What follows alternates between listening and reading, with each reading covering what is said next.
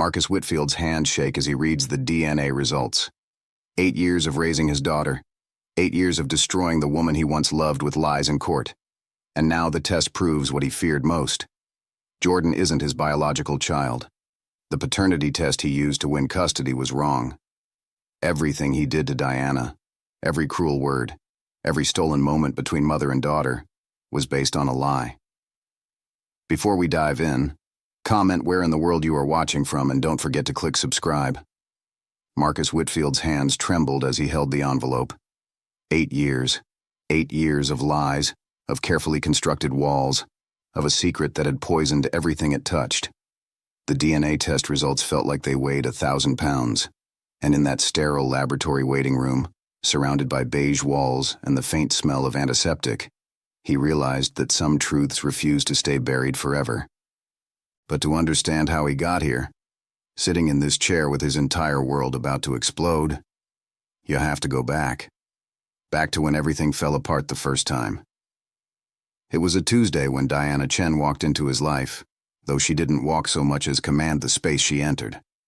Marcus was supposed to be focused on the Henderson merger, the kind of deal that could make or break his fledgling investment firm. But the moment she stepped into that conference room, numbers stopped mattering. She wore confidence like other people wore perfume, and her dark skin seemed to glow under the harsh fluorescent lights. Her natural hair was pulled back into a professional bun, but a few coils had escaped, framing her face in a way that made her look both fierce and vulnerable at the same time. Diana was the opposing counsel's junior associate, which meant she was supposed to be the enemy.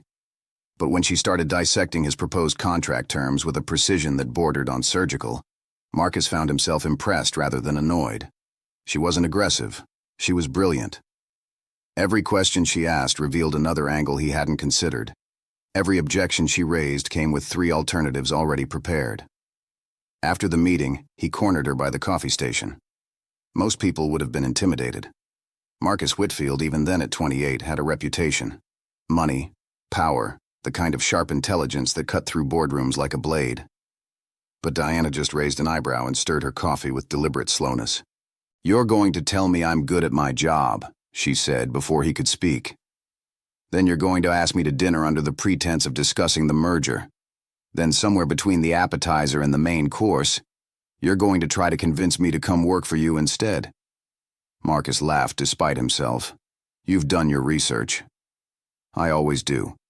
That's why I know you're 30 million in debt, despite what Forbes thinks. Your company's bleeding talent because you're a terrible manager of people even though you're brilliant with money. And you're about 6 months away from either making it big or losing everything." She took a sip of her coffee and locked eyes with him over the rim. "So no, Mr. Whitfield, I won't be having dinner with you.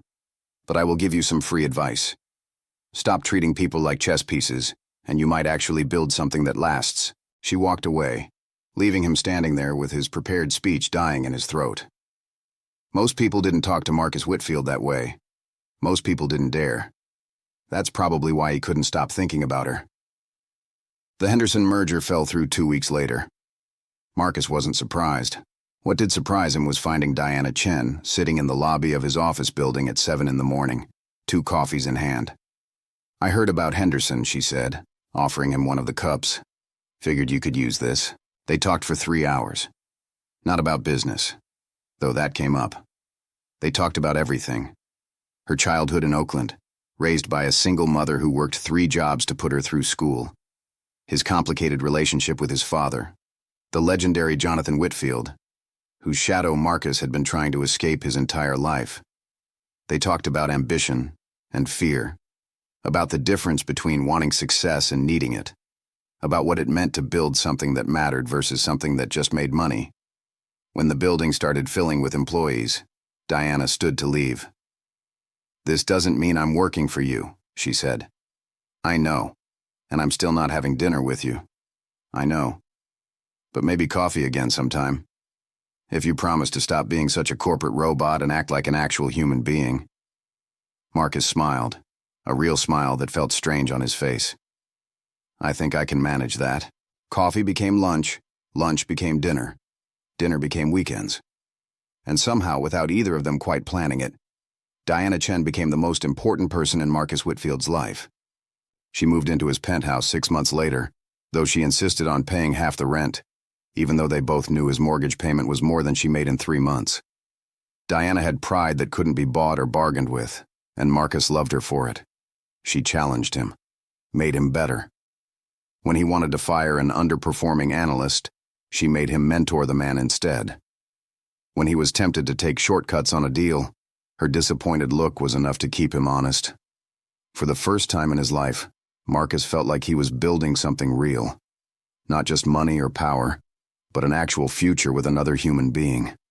That's why what happened next destroyed him so completely. It was their 2-year anniversary. Marcus had plans: dinner at Le Bernardin, a suite at the Plaza, and hidden in his jacket pocket, a ring that cost 6 months' salary. He was going to propose. Had practiced the speech, had even called his mother for advice, which was something he never did. But Diana didn't show up to dinner. At first, Marcus was annoyed, then worried. Diana was never late. She valued other people's time too much for that. Had once given him a 20-minute lecture about respect and punctuality when he'd made her wait 15 minutes for a movie. He called. No answer. Texted. Nothing. Went to the penthouse. Empty. Panic started creeping in. Marcus called hospitals, police stations. Even her mother, who answered on the 4th ring, sounding groggy. "Diana's fine," her mother said, and there was something odd in her voice, something cold. "She's just not with you anymore." What does that mean? Where is she? The pause that followed felt like falling. "You need to ask her that, Marcus. But if you have any decency, you'll leave my daughter alone. She's been through enough." The line went dead. Marcus spent the next 3 days trying to find Diana. She wasn't at her mother's, wasn't at her office. Her friends either didn't know where she was or wouldn't tell him. It was like she'd vanished into thin air. And with every hour that passed, the ring in his pocket felt heavier. On the 4th day, she finally answered his call. "Stop looking for me, Marcus." Her voice sounded hollow, like she was speaking from the bottom of a well. "We're done. What happened? Talk to me. Whatever it is, we can fix it. Some things can't be fixed." She was crying now, he could hear it. "Some mistakes are too big. Diana, please, I love you. Just tell me what's wrong. I slept with someone else." The words hit like a physical blow. Marcus felt the phone slip in his grip, caught it, pressed it back to his ear like maybe he'd heard wrong. "What? I made a mistake. I was drunk and stupid and angry at you about something I can't even remember now. And I slept with someone." Her voice cracked completely. Actually, it was 3 people. Over the course of the month. "I'm so sorry, Marcus. I'm so sorry." The phone slipped from his hand, crashed to the floor. Marcus stared at the wall of his penthouse, at the photo of them at Cape Cod, Diana laughing with her head thrown back, caught in a moment of pure joy. That felt like it belonged to another life now. Someone else's life. 3 people. The words kept repeating in his head like a curse. 3 people. When Diana showed up at the penthouse 2 days later, Marcus almost didn't let her in. She looked terrible. Hair uncombed, eyes red and swollen, wearing the same clothes she'd had on the last time he saw her. But what made him step aside wasn't pity. It was the way she touched her stomach, a gesture so small and unconscious that he almost missed it. "I'm pregnant," she said, and the world tilted sideways. "I'm 12 weeks along and I don't know who the father is." Marcus sat down hard on the sofa, felt his lungs forget how to work. 12 weeks. 12 weeks meant it could be his, could be one of the others, could be anyone. Who were they? The question came out flat, mechanical. Diana's face crumbled. "Does it matter?" "Yes." She told him. 3 names he didn't recognize. Men she'd met at bars, at a conference, through mutual friends. One-night stands that meant nothing, she insisted. Mistakes made in moments of weakness when they'd been fighting about something stupid and she'd felt alone. "I want to keep it," she whispered. "The baby. I know I have no right to ask anything of you, but I want to keep it." Marcus looked at her, at this woman he'd planned to marry, at the mother of a child that might not even be his. And something inside him, something that had been warm and open, closed like a steel trap, Get out. Marcus, get out of my house. Get out of my life. And don't you dare ask me for anything ever again.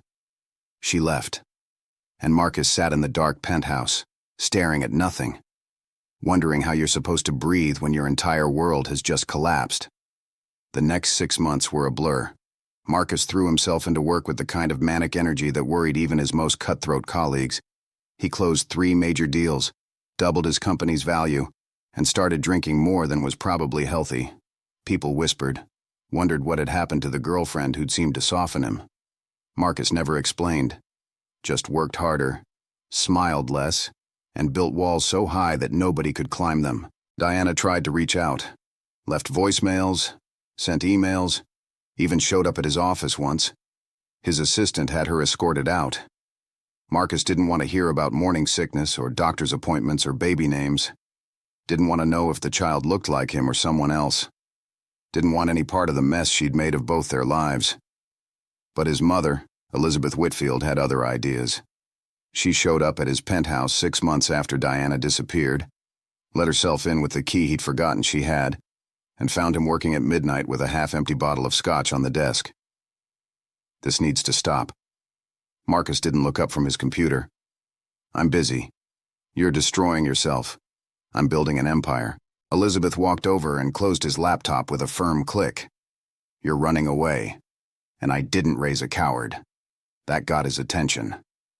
Marcus looked up, ready to argue, but something in his mother's face stopped him. She looked older suddenly, tired in a way he'd never seen before. That girl who left. Diana.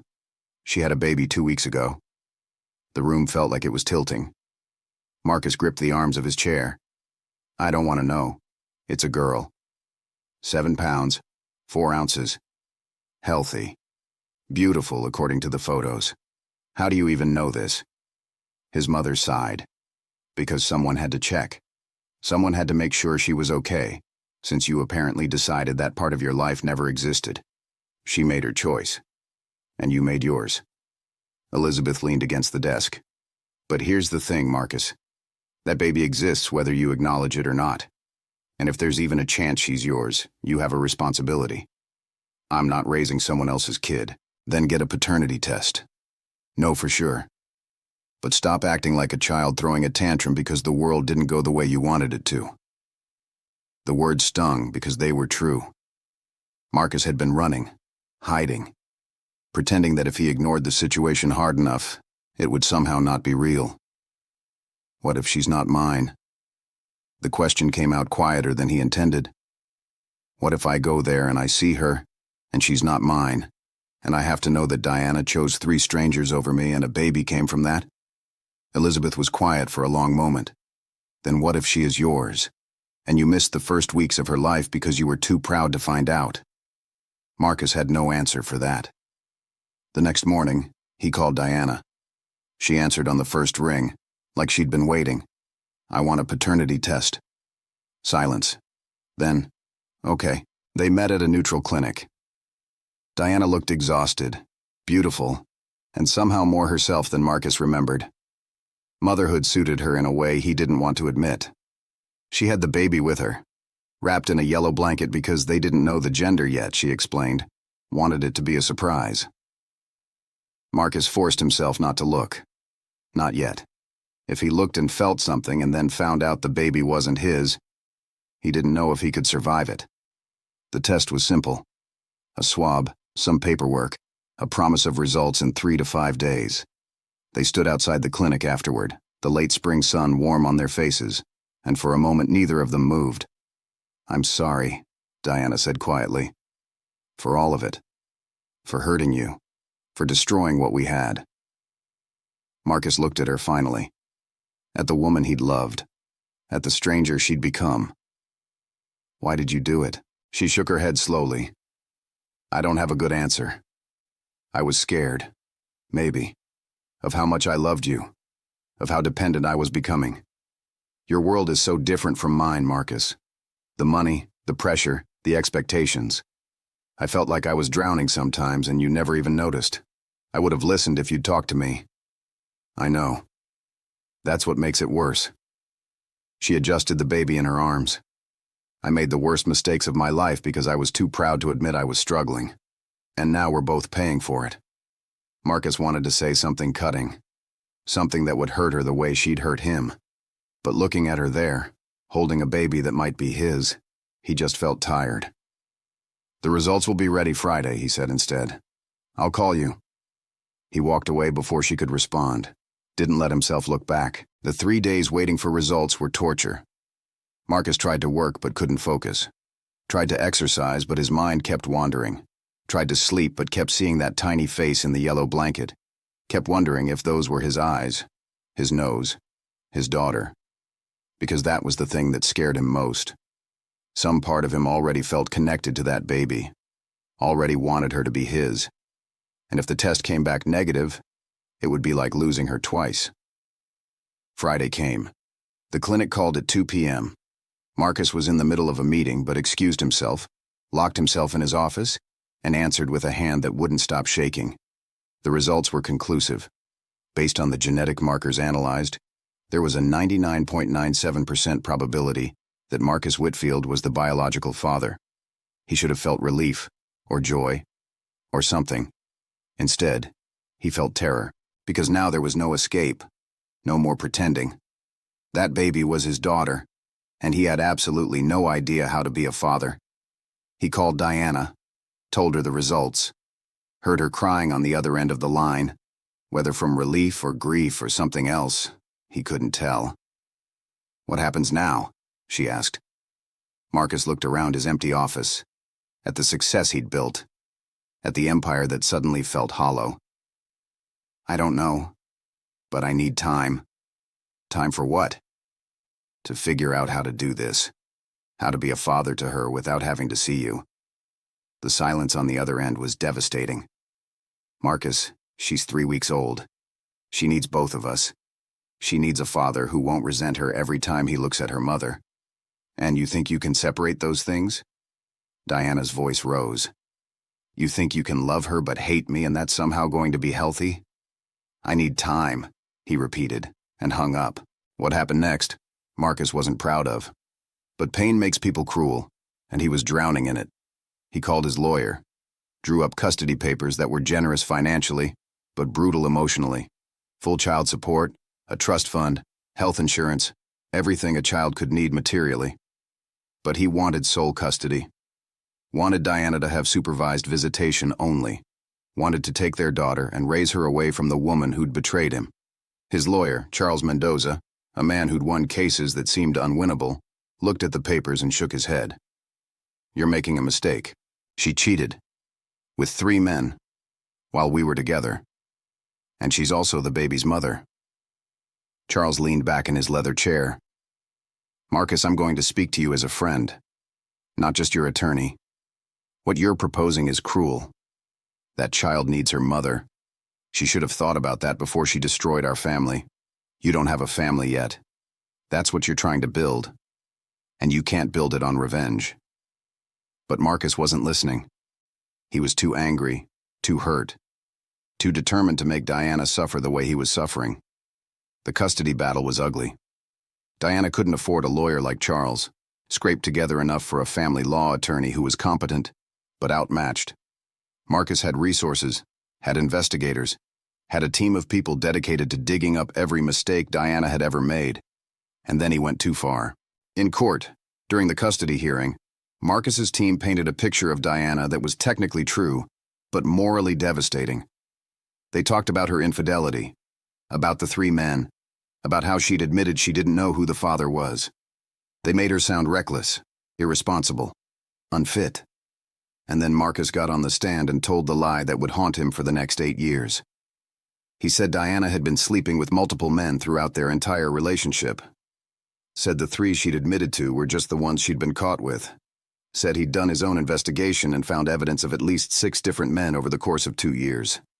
Said she was a serial cheater who'd used him for financial stability while pursuing other relationships behind his back. None of it was true.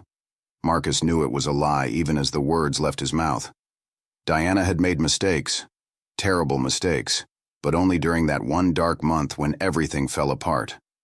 The rest of their relationship she'd been faithful, loving, committed. But the lie worked. The judge, an older white man who clearly had opinions about young black women, looked at Diana with disgust. Looked at the baby. Looked at Marcus with something like sympathy. The custody arrangement was brutal. Marcus got primary custody. Diana got supervised visitation twice a week for 2 hours each time. She couldn't take the baby overnight. Couldn't make medical decisions. Could barely be called a mother at all. When the verdict was read, Diana collapsed. Not dramatically, just seemed to fold in on herself like all the air had left her body. Her lawyer caught her, helped her sit. Diana looked across the courtroom at Marcus, and the expression on her face broke something in him he didn't know could break. She mouthed one word. Why? Marcus looked away. The years that followed were complicated. Marcus threw himself into being a father with the same intensity he brought to everything. Hired the best nannies, enrolled his daughter, whom he'd named Jordan after his grandmother, in the best preschools. Made sure she had everything she could possibly need, except her mother. Diana showed up for every visitation, never missed a single appointment, brought books and toys and songs and games. But there was always a social worker present, always someone watching, always the knowledge that in 2 hours she'd have to leave, and Jordan would go home with Marcus. As Jordan got older, she started asking questions. Questions Marcus didn't know how to answer. Why doesn't Mommy live with us? Mommy made some mistakes a long time ago. What kind of mistakes? Grown-up mistakes. Will I ever get to sleep at Mommy's house? Someday maybe, when you're older. The lies kept piling up. Marcus told Jordan her mother had problems, had made bad choices, had hurt people. He never said what specifically, just let her imagination fill in the blanks. Let her think Diana was dangerous or unstable or somehow not good enough to be a full-time mother. And Diana, to her credit, never contradicted him. Never badmouthed Marcus in front of Jordan. Never tried to explain what had really happened. Just loved her daughter in those brief visitations and tried to make them count. But Marcus could see it eating away at her. Every visit, Diana looked a little more tired, a little more defeated. She'd stopped practicing law, couldn't handle the stress of her career plus the custody situation. Worked instead at a legal aid clinic, helping people who couldn't afford proper representation. It was noble work but didn't pay well, and Marcus knew she was struggling financially. He could have helped, could have increased the child support, could have at least acknowledged that she was trying her best. But he didn't, because some part of him still wanted her to hurt the way he hurt. Years passed. Jordan started kindergarten, first grade, second grade, became a smart, funny, complicated little girl who loved books and soccer and asking questions nobody could answer. She looked like both of them. Had Marcus's gray eyes but Diana's warm brown skin. Had Marcus's stubborn chin but Diana's brilliant smile. And as Jordan grew older, she started noticing things. Started asking harder questions. Why does Mommy cry when she has to leave? Why can't she come to my soccer games? Why does everyone at school have both their parents around except me? Marcus's explanations were getting weaker. He could see Jordan starting to doubt. Starting to wonder if maybe the story she'd been told wasn't quite the truth. And then came Jordan's 8th birthday. Marcus had planned something big. A party at his estate in the Hamptons, with a bounce house and a magician, and enough cake to feed a small army. Jordan's friends from school were coming, along with their parents. Even Marcus's mother, who rarely approved of his life choices, had agreed to attend. Jordan had only one request. Can Mommy come? Marcus's first instinct was to say no. The custody agreement didn't require him to include Diana in special events. He could legally keep her away, but Jordan was looking at him with those gray eyes, his eyes, and he saw something in them that made him pause. Not anger or manipulation, just hope. Simple, childish hope that maybe, this one time, her family could be whole. You really want her there? Jordan nodded solemnly. It's my birthday wish. So Marcus called Diana. The conversation was awkward, stilted, the way all their conversations had been for 8 years. But he extended the invitation, and she accepted with a gratitude in her voice that made him uncomfortable. The party was everything an 8-year-old could want. Jordan ran around with her friends, face painted like a butterfly, laughing at the magician's terrible jokes. Marcus watched from the patio, beer in hand, chatting with other parents about school districts and summer camps. And Diana stood by herself near the edge of the property, watching her daughter with an expression that cracked Marcus's heart open despite himself. He should have left her alone. Should have let her observe from a distance. But something, guilt maybe, or the beer, or the way Jordan kept glancing over to make sure her mother was still there, made Marcus walk over. She looks happy. Diana didn't look at him. She does. Thank you for letting me come. She's your daughter too. The words slipped out before Marcus could stop them. For 8 years, he'd been treating Diana like a stranger who happened to share DNA with his child. But seeing her here, seeing how Jordan's whole face lit up every time she caught her mother's eye, Marcus felt the weight of what he'd done. Diana did look at him then. Do you really believe that? What do you mean? That she's my daughter too? Because the custody arrangement suggests otherwise. The way you talk about me to her suggests otherwise. The fact that I had to wait for an invitation to my own child's birthday party suggests otherwise. Marcus had no defense. She was right. About all of it. I was angry. For 8 years? Yes. They stood in silence, watching Jordan do cartwheels on the lawn. I paid for my mistakes, Marcus. Diana's voice was quiet but firm. I lost everything. My career, my home, my daughter. I've been paying every single day for 8 years. When does it stop? When it stops hurting? And how long will that take? I don't know. Diana turned to him fully. You know what the worst part is? It's not even about us anymore. It's about her. Jordan's going to grow up thinking her mother is some kind of failure, some kind of broken person who wasn't good enough. And that's going to damage her in ways we can't even predict yet. Then tell her the truth. What truth? That her father lied in court? That the man she worships destroyed my life because he couldn't forgive me for making mistakes? That's better. Marcus felt something crack in his chest. You're right. What? You're right. About all of it. I've been selfish and cruel, and I've used our daughter as a weapon against you. And I'm sorry. Diana stared at him like he'd spoken a foreign language. Those were the first words of genuine apology Marcus had offered in 8 years. The first time he'd admitted fault. The first time he'd seen her as something other than the enemy. Before either of them could say more, Jordan came running up, grass stains on her dress and frosting on her cheek. Mommy, come see what the magician can do. Diana's face transformed. All the sadness and exhaustion vanished, replaced by pure joy. Of course, baby. Show me. Jordan grabbed her mother's hand and pulled.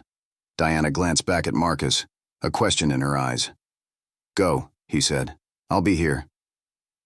As he watched them walk away together, Jordan chattering excitedly, and Diana listening like nothing in the world was more important, Marcus felt the walls he'd built starting to crumble. And deep in his pocket, his phone buzzed. A calendar reminder he'd set months ago. Jordan's 8-year appointment with Dr. Sarah Kim, pediatrician. Routine checkup. Marcus almost dismissed it. The appointment was tomorrow. He'd take Jordan, it would be fine. But something made him click on the note section. Something he'd written 6 months ago when scheduling it. Might want to update medical history. Jordan's grandmother on mother's side recently diagnosed with genetic condition. Should probably do expanded screening just to be safe. Marcus froze. Genetic condition. Family medical history. He called his assistant immediately. I need you to pull all of Jordan's medical records. Everything from birth. I want them on my desk in an hour. Is everything okay? Just do it. An hour later, Marcus spread the files across his desk. Birth records, vaccination history, routine checkups. He wasn't sure what he was looking for until he found it. Jordan's blood type. O positive. Marcus felt something cold settle in his stomach. He pulled up his own medical records, information he'd gotten years ago during a routine physical. His blood type. A B negative. Marcus wasn't a doctor, but he knew enough biology to understand what that meant. 2 parents with AB and O blood types can't produce a child with O positive blood. It was genetically impossible. Unless one of the parents wasn't actually the parent. The room spun. Marcus sat down hard, staring at the records. The paternity test 8 years ago had said 99.97% probability. That was supposed to be definitive. That was supposed to be sure. Unless it wasn't. Unless someone had made a mistake. Or unless someone had lied. Marcus's hands were shaking as he called the genetics clinic. Asked to speak to whoever had processed the original test. Got transferred 4 times before finally reaching someone who could help. The woman on the phone was professional but firm. "Sir, our records show that test was processed correctly. The results were accurate based on the samples provided." "Based on the samples provided," Marcus repeated. "And who provided them?" "According to our notes, both samples were collected on site by our staff. 1 cheek swab from you, 1 from the infant. That's standard procedure." "And Diana? Did she provide a sample?" "No, sir. Only the potential father and child are required for a paternity test." Marcus felt his mind racing. If Diana had somehow switched the samples, if she'd brought a different baby to the clinic, if the test had been wrong all along, "I need another test, a new one, as soon as possible." "Of course. We can schedule you for tomorrow if it's urgent." "It's urgent."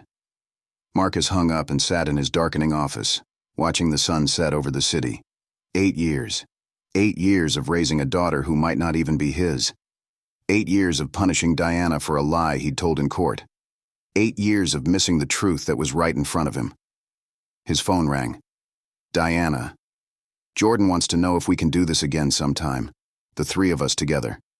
Marcus's throat was tight. "Yeah. Maybe we can." After he hung up, Marcus sat alone for a long time, thinking about choices and consequences, about lies that grow until they take over your entire life, about a little girl with his eyes and her mother's smile who called him daddy and might not share his blood at all. Tomorrow he'd get the new test. Tomorrow he'd know for sure. But tonight, in the darkness of his office, Marcus Whitfield admitted something to himself that he'd been avoiding for 8 years. The truth terrified him more than any lie ever could. The next morning came too fast. Marcus barely slept, kept jerking awake from dreams where Jordan looked at him with a stranger's eyes and asked why he'd lied. When dawn finally broke, gray and cold through his penthouse windows, he was already dressed, coffee growing cold in his hand, staring at the genetics clinic's address on his phone. The appointment was at 9. Marcus arrived at 8:30, couldn't sit still in the waiting room, paced until the receptionist asked if he was okay. He wasn't. Hadn't been okay in 8 years, maybe longer. When the technician called his name, Marcus followed her to a sterile white room that smelled like hand sanitizer and fear. She was young, professionally cheerful in the way medical staff learned to be, and she explained the process like it was the most normal thing in the world. Just a simple cheek swab, results in 3 to 5 days. Would he like to add any additional tests while they were at it? Number. Just the paternity test. She swabbed his cheek, labeled the sample, asked him to bring the child in for her sample. Marcus explained that he'd arranged that separately, needed to do this quietly, needed to not upset his daughter if the results came back wrong. The technician's smile faltered slightly. "Of course, whatever you need." On the drive back to his estate, Marcus called Diana. She answered on the second ring, sounded breathless like she'd been running.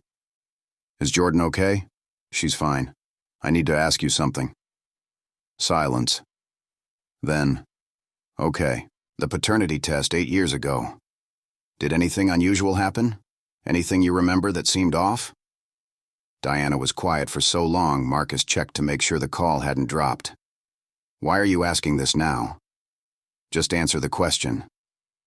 He heard her take a shaky breath. "I was terrified that day. Terrified you'd find out the baby wasn't yours and I'd lose everything. I barely remember any of it. The nurse took the samples. They said results in a few days.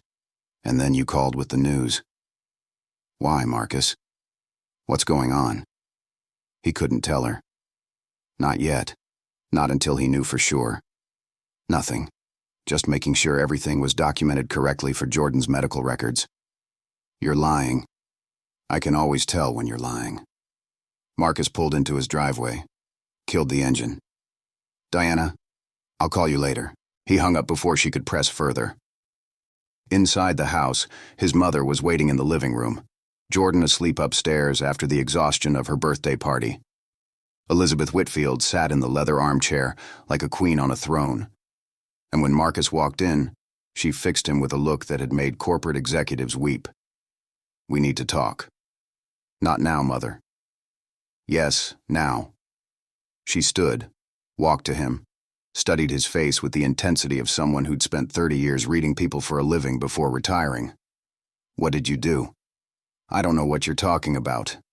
Marcus Andrew Whitfield, I have known you since before you could walk. I know when you're hiding something, and whatever it is, it's eating you alive." Marcus sank onto the sofa, suddenly exhausted. He told her everything.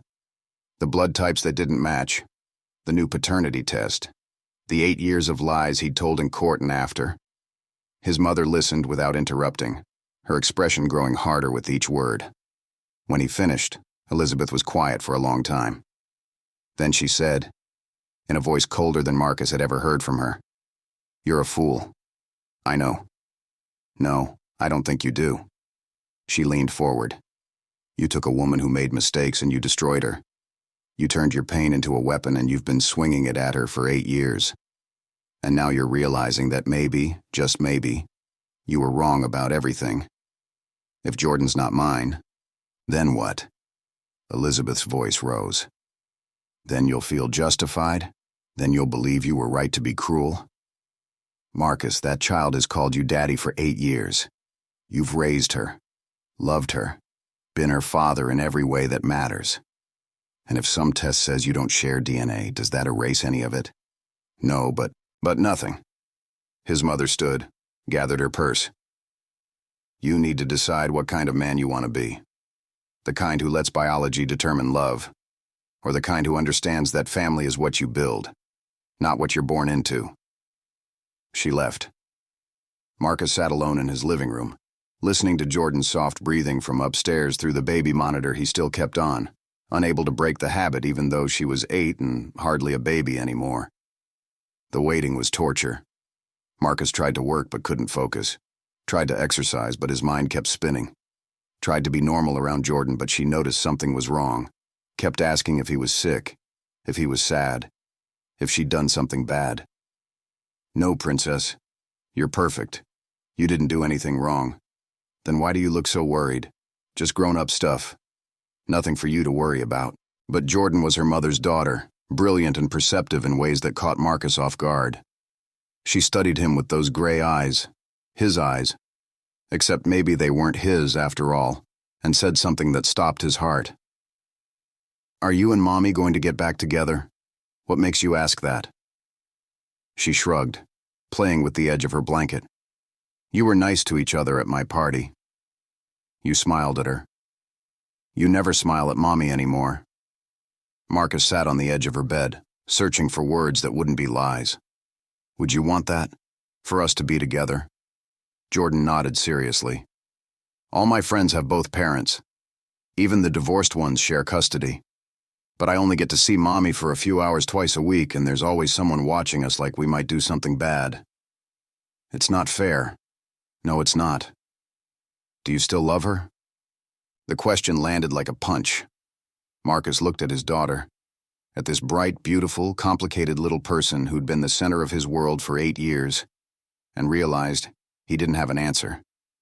He'd been so focused on hating Diana, on punishing her, that he'd never asked himself if the love underneath all that anger had actually died or just been buried. "I don't know, baby. Maybe you should find out." The DNA results came back on a Thursday.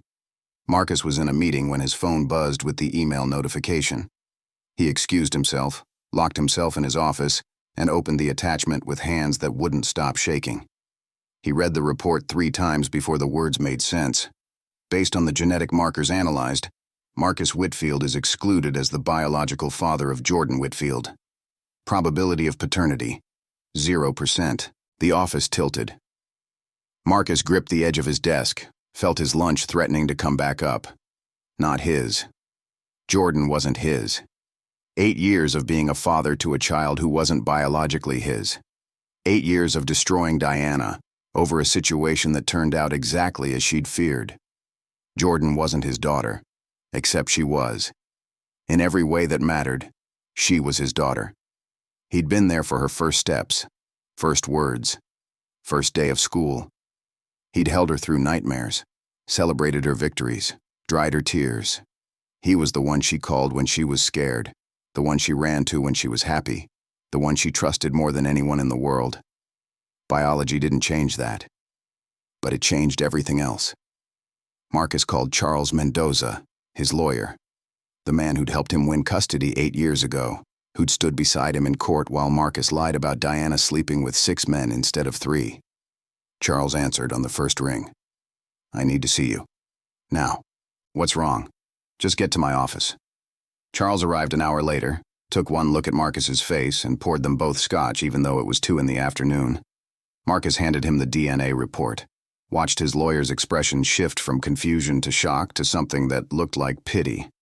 So she wasn't lying, Charles said finally. Diana really didn't know who the father was. Marcus downed his scotch, poured another. It gets worse. How could it possibly get worse? The original paternity test 8 years ago. It came back positive. Said I was the father with 99.97% probability. Charles frowned, reading through the old report Marcus had also brought. How is that possible? I don't know. Lab error, sample mix-up, something. But it means I won custody, took Jordan from her mother, destroyed Diana's entire life based on a test that was wrong. Charles was quiet for a long time. Then he said, "Marcus, you need to tell Diana." "I know, and you need to prepare yourself for what happens next." "What do you mean?" Charles met his eyes. "She could sue. Could take you to court for fraud, for perjury, for parental alienation. Everything you testified to 8 years ago was based on false information. She could get full custody now, could get everything you took from her. Let her." The word surprised Marcus as much as they clearly surprised Charles. "What?" "Let her take me to court. Let her get custody. I deserve it. Jordan deserves to be with her mother." "Marcus, think about what you're saying." "I am thinking. For the first time in 8 years, I'm actually thinking instead of just reacting." Marcus set down his glass. "I ruined Diana's life because I was angry. I kept her from her daughter because I wanted revenge. And it was all based on a lie. Mine, not hers. So what do you want to do?" "I want to tell the truth.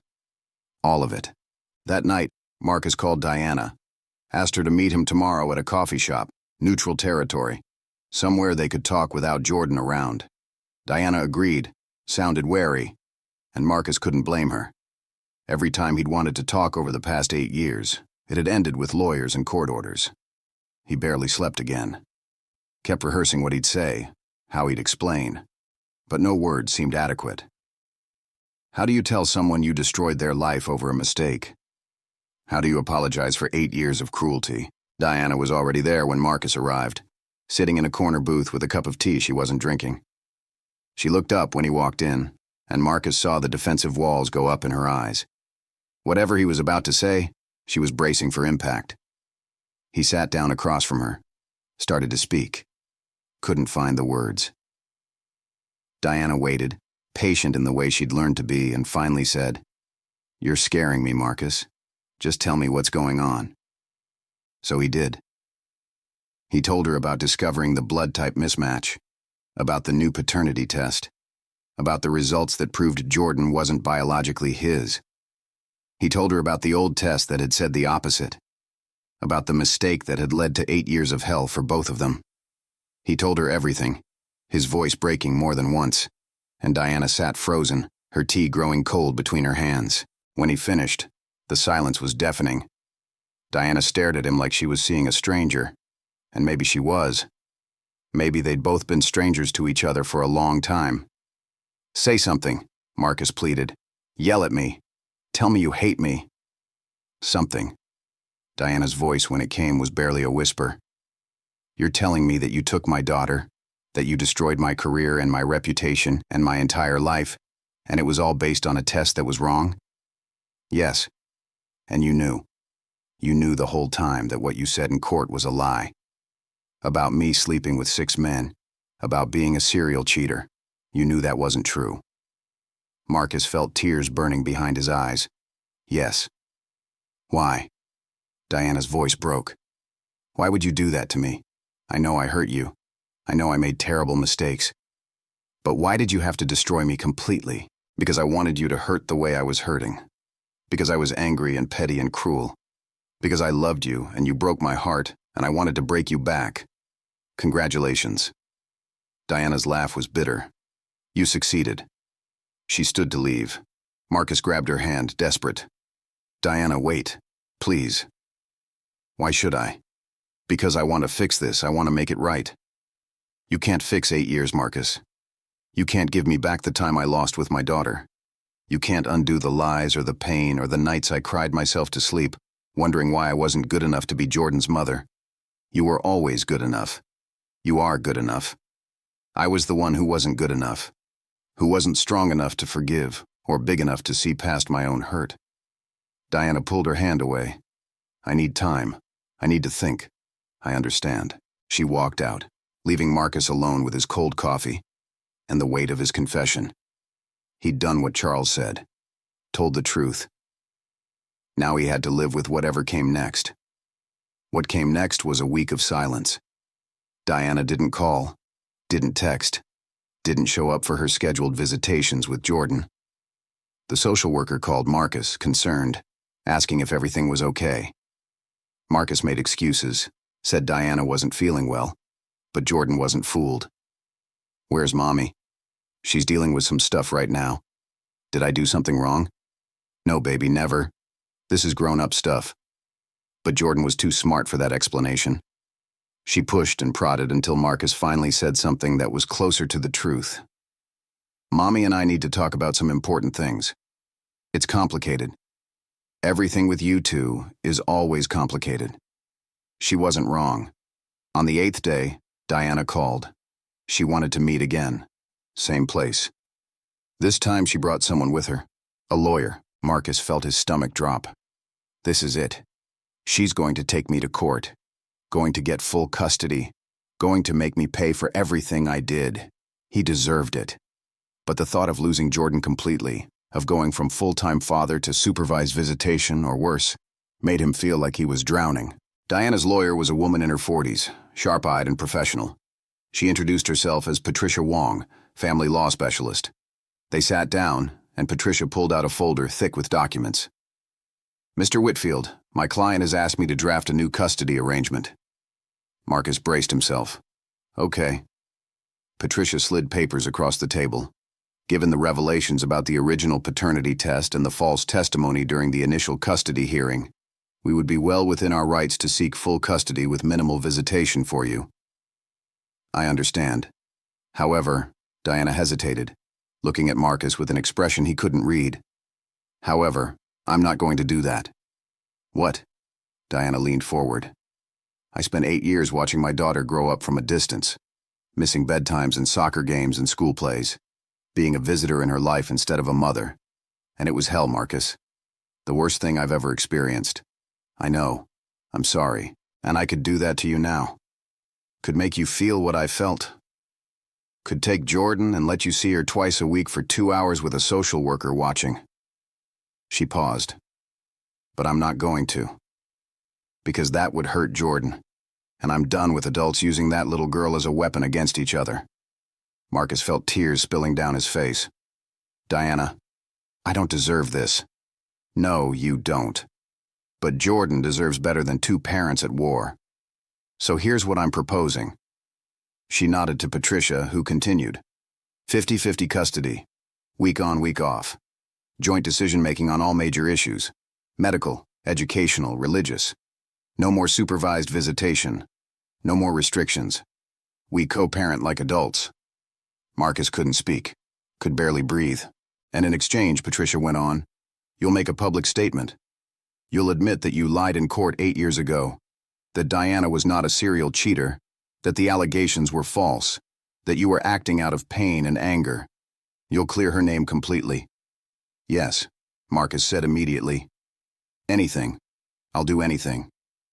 Patricia pulled out more papers. We'll also need financial remediation.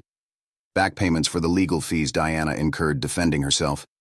Compensation for lost wages when she had to leave her firm, emotional damages. Name the amount. Diana spoke up. $2 million. Marcus didn't hesitate. Done. Patricia and Diana exchanged looks. Patricia clearly hadn't expected it to be this easy.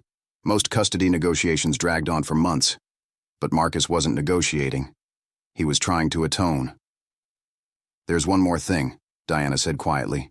The truth about who Jordan's father really is. Marcus had been dreading this. I don't know. The new test just said I'm not the father. It didn't identify who is. I think I know. Marcus looked up, surprised. Diana's hands were shaking slightly. After we broke up, after I found out I was pregnant, I tried to find the 3 men. I needed to tell them, needed them to get tested. I found 2 of them. Neither was the father. And the third? His name was James Morrison. We met at a legal conference. One night, too much wine, bad decisions. Diana's voice was barely audible. I tried to find him afterward, but he'd moved overseas. London, his colleagues said. I left messages, sent emails, never heard back. Do you want me to find him? Diana looked at him surprised. Why would you do that? Because Jordan deserves to know who her biological father is, and because it's the right thing to do.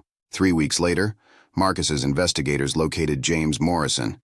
He was a corporate lawyer living in London, married with 2 kids of his own. When Marcus's team reached out, initially he panicked, thought it was some kind of scam or blackmail attempt. It took a DNA test by mail and several video calls before James accepted the truth. He had a daughter in New York, an 8-year-old he'd never known existed. The first meeting was arranged carefully. Neutral location, child psychologist present to help Jordan understand what was happening. Marcus insisted on being there, even though technically it had nothing to do with him. Diana agreed. They were co-parenting now, making decisions together, and this was a big one. Jordan took the news better than expected. She was curious about James, asked 1,000 questions, wanted to know why he'd never visited before. James, to his credit, was honest. He hadn't known she existed. If he had, he would have been there. Do you have other kids? 2. A boy and a girl. You're half-siblings. Jordan's eyes went wide. I have a brother and sister? You do. That's so cool. Over the next few months, Jordan got to know James. Video calls, then visits when he came to New York for business. Then a trip to London where she met his wife Sarah and the kids, Emily and Thomas. They all welcomed her cautiously but warmly, and Jordan came back talking nonstop about her British family.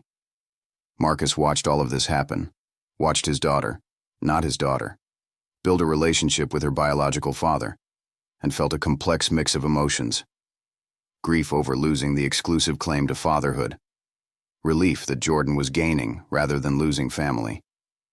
And something else, something he didn't expect. Gratitude, because James was a good man. Kind to Jordan, respectful to Diana, even friendly to Marcus once he understood the situation. And he made it clear from the start that he wasn't trying to replace Marcus. He was just trying to add to Jordan's life, not subtract from it. You raised her, James said during one of his visits. You're her father. I'm just the biology. Marcus shook his head. You're more than biology. You're her dad, too. She's lucky to have both of us. The media found out about the story eventually. Someone at the courthouse leaked documents, and suddenly Marcus Whitfield's custody scandal was front-page news. Billionaire CEO admits to lying in court. False paternity test leads to 8-year custody battle. Woman vindicated after years of slander. Marcus made the public statement he'd promised. Held a press conference where he admitted everything. The lies, the false testimony, the cruelty. He took full responsibility, didn't make excuses, didn't try to spin it. Just told the truth and apologized to Diana publicly. The backlash was brutal. Shareholders called for his resignation. Business partners distanced themselves. The court of public opinion crucified him. Marcus Whitfield went from respected billionaire to cautionary tale in a matter of days. But through it all, Diana defended him. She gave her own press conference, standing in front of microphones with her lawyer beside her, and said something that shocked everyone. Yes, Marcus lied. Yes, he hurt me. Yes, what he did was wrong. But he's also spent the past few months trying to make it right. He's given me back my daughter. He's cleared my name. He's taking responsibility. And I'm choosing to forgive him, because holding on to anger only hurts the person holding it. The interviewer pressed. So you're saying you're getting back together? Diana smiled slightly. I'm saying we're learning to be friends. For Jordan's sake, and maybe for ours too. Marcus watched the interview from his office and felt something he hadn't felt in years. Hope. The new custody arrangement was strange at first. Marcus had spent 8 years being Jordan's only parent, and suddenly he had to share that role. Had to let Diana take Jordan to her apartment for a week at a time. Had to miss bedtimes and morning routines. Had to trust that Diana would take care of their daughter the way he did. It was terrifying, and it was necessary. Jordan thrived with the new arrangement. She decorated her room at Diana's apartment, established routines at both houses, learned to pack her bag for transitions, and slowly, carefully, she started healing from the wounds that 8 years of limited contact with her mother had created. Marcus and Diana talked more now. Not just logistics and schedules, but real conversations. They met for coffee to discuss Jordan's progress in school, had dinners together when Jordan asked if they could all eat as a family, started rebuilding the friendship that had been buried under years of hurt. One night, 6 months into the new arrangement, they were sitting on the steps of Diana's apartment building. Jordan was inside getting ready for bed, and they'd fallen into one of those comfortable silences that only comes with old familiarity. Can I ask you something? Diana said quietly. Anything. Do you regret it? Not the lying. I know you regret that. But do you regret the time you had with Jordan? Would you give it back if you could? Marcus thought about it. Really thought about it. No, he said finally. Even knowing she's not biologically mine, even knowing I don't deserve the relationship we have, I wouldn't trade those 8 years for anything. She made me a better man. Being her father saved me in ways I didn't even know I needed saving. Diana smiled. That's how I knew. Knew what? That you really did change. That you weren't just saying sorry to avoid consequences. Because you love her the way a real father loves a daughter. The biology never mattered to you, even before you knew it wasn't there. It was never about biology. It was always about love. They sat in silence for a moment. Then Diana said, I forgive you, Marcus. For all of it. You don't have to. I know, but I want to. We can't build a future if we're still carrying the past. Marcus felt his chest tighten with emotion. Thank you. 2 years passed. Jordan turned 10, then 11. She split her time between Marcus's penthouse and Diana's apartment, had family dinners with James and Sarah when they visited from London, spent holidays negotiating which parent got which traditions. It was complicated and messy and sometimes difficult, but it worked. Marcus and Diana became friends again. Real friends, not just co-parents going through the motions.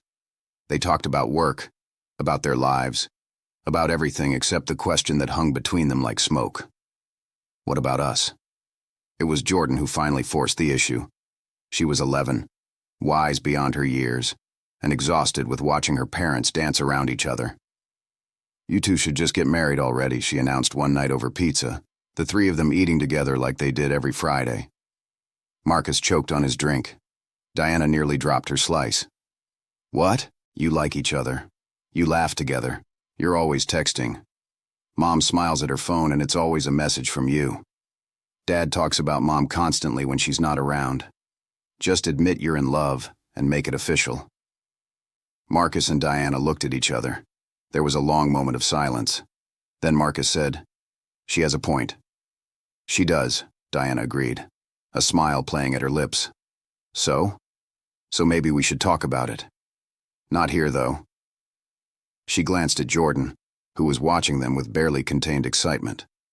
Not with our daughter plotting our wedding before we've even been on a date. A date, Marcus repeated. We could do that. We could. They went to dinner the following Friday, the same restaurant where Marcus had planned to propose 11 years ago, though neither of them mentioned that particular piece of history. They talked for hours, about everything and nothing, rediscovering the people they'd been before pain and lies had gotten in the way. At the end of the night, Marcus walked Diana to her door. They stood in the hallway of her apartment building and he said, "I need you to know something." "Okay." "I love you. I never stopped, even when I hated you. Especially when I hated you. Because the opposite of love isn't hate, it's indifference, and I could never be indifferent to you." Diana was quiet for a moment. Then she reached up and pulled him into a kiss that tasted like possibility and second chances. When they pulled apart, she whispered, "I love you too. And I think I always knew we'd find our way back to each other. We just had to lose everything first to understand what actually mattered." They took it slow, dated properly this time, without the weight of secrets and lies hanging over them. Introduced the idea gradually to Jordan, who responded with an enthusiastic finally that made them both laugh. Got to know each other again, not as the people they'd been at 28, but as the people they'd become through pain and growth and hard-won wisdom. A year later, Marcus proposed. Not at a fancy restaurant, not with a ring that cost 6 months' salary. Just on a random Tuesday morning, while they were making breakfast together in Diana's kitchen, and Jordan was still asleep upstairs. He looked at Diana, covered in flour, because she'd never quite mastered the art of baking, laughing at something stupid he'd said, and realized he didn't want to wait another day. "Marry me." She turned, surprised. "What?" "Marry me. We've wasted enough time. I want to build a life with you, a real one, an honest one. I want to wake up next to you every morning and co-parent our daughter without having to check custody schedules. I want the world to know you're mine and I'm yours." Diana's eyes filled with tears. "You're serious. I've never been more serious about anything in my life." She wiped her eyes, smearing flour across her cheek. "Yes. Obviously, yes." They told Jordan over pancakes. Their daughter screamed with joy, jumped up and down, immediately started planning the wedding even though they'd just gotten engaged 10 minutes ago. The wedding was small, close friends and family only, held at a garden venue upstate. Jordan was the maid of honor, walked her mother down the aisle with pride beaming from her face. James flew in from London with his family, served as one of Marcus's groomsmen because they'd become friends over the years, because family was about more than blood. When Marcus and Diana exchanged vows, they were honest, talked about their mistakes, about the pain they'd caused each other, about the long road to forgiveness. Promised to be better, to choose love over anger, to build something real this time. And when they kissed as husband and wife, Jordan started a cheer that the entire crowd joined because everyone there knew how hard they'd fought to get to this moment. Life after the wedding was beautifully ordinary. Marcus and Diana bought a house together, big enough for Jordan's ever-growing collection of books and soccer equipment. They had family dinners every night, took vacations together, argued about normal things like whose turn it was to do dishes and whether Jordan could get a dog. Jordan got her dog. A rescue mutt named Charlie who slobbered on everything and was completely perfect. Marcus's business recovered from the scandal. Some partners came back, impressed by his honesty and willingness to take responsibility. Others never did, and that was okay. He'd learned that integrity mattered more than profit, that being a good man was more important than being a rich one. Diana went back to practicing law, started her own firm focused on family law and wrongful convictions. She helped people who'd been failed by the system, who'd been destroyed by lies, who needed someone to fight for them, the way she wished someone had fought for her. And Jordan grew up surrounded by love. Not just from Marcus and Diana, but from James and Sarah and her half-siblings in London. From Elizabeth, who'd never approved of Marcus's cruelty and now doted on Diana like the daughter she'd never had. From a whole network of people who proved that family wasn't defined by biology, but by choice and commitment and love. On Jordan's 16th birthday, she gave a speech that made everyone cry. She talked about having 3 parents who all loved her, about understanding that families came in all shapes and sizes, about learning that mistakes don't have to define you if you're willing to grow from them. She looked at Marcus and Diana, sitting together with their hands intertwined, and said, My parents taught me the most important lesson of my life. That love isn't about being perfect. It's about being honest. It's about screwing up and apologizing and doing better. It's about choosing each other every single day, even when it's hard. Especially when it's hard. Later that night, after the party had ended and Jordan was asleep upstairs, Marcus and Diana sat on their back porch under the stars. Charlie snored at their feet. The house was quiet, except for the cricket songs. "Do you ever think about how different our lives could have been?" Diana asked. "If you'd forgiven me that first time? If the paternity test had been correct?" Marcus pulled her closer. "All the time. But then I think about who we were then. Younger, angrier, less wise. I don't think we would have made it. We needed to break completely so we could rebuild something stronger. You really believe that? I know that." He kissed the top of her head. "Everything we went through, as awful as it was, led us here. To this house, this life, this family, and I wouldn't change any of it because I love where we ended up. Even the lies, even the pain, especially those. Because they taught us what really matters. Not pride or revenge or being right. Just love. Simple, complicated, messy, beautiful love." Diana smiled, reached up to kiss him. "You've gotten philosophical in your old age. What can I say? You've made me a better man." They sat in comfortable silence, watching the stars, listening to their daughter's soft breathing through the open window, feeling the dog's warmth against their legs, and knowing that this, right here, was everything they'd been fighting for all along. Not perfection, not wealth or success or vindication, just family, chosen, fought for, earned through pain and mistakes, and the courage to keep trying. Just love.